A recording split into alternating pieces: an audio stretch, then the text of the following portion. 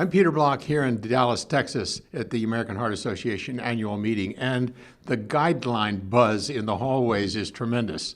I'm here with Chris Cannon, who knows more about guidelines and clinical trials than a lot of people around. Chris, I'll start by asking a really dumb question. The guidelines indicate it might not be necessary to even measure LDL anymore. Is that true? Is that crazy?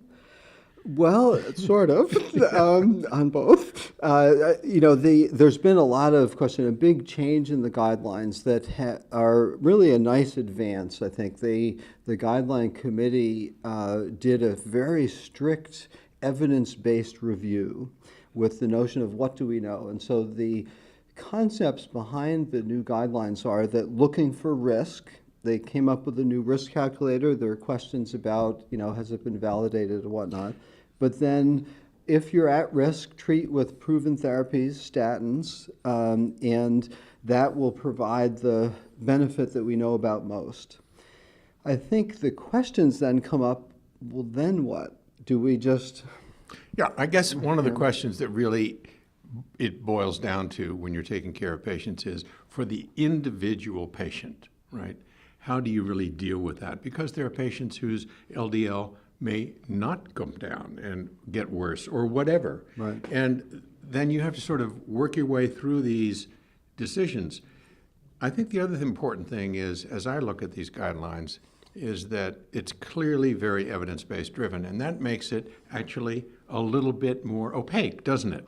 I mean, it seems bizarre, but because there is so much evidence that needs to be sifted through by these thoughtful people, there are areas in this whole guideline business that seem at the front end not to make sense. Yeah. Would you agree?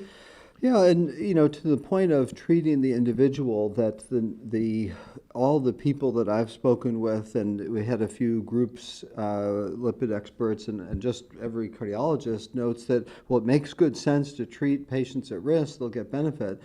But then everyone that I've talked to is going to keep monitoring LDL, in part to look at compliance, critical factor. Makes sense. But then individuals won't come down. So if you had a post-MI patient, they're on their moderate to high dose statin and the LDL is still 92, well, that's not good enough. And so there aren't the evidence that meets the Institute of Medicine level of criteria, but the good judgment, and I think that's the buzz that I've heard here, is that people will continue to use reason to then aim for getting cholesterol down in those who need it. It may avoid the primary goal of just treat the numbers and looking at risk, treating those at risk. It's good, solid principles, including diet and exercise are highlighted as key parts of this.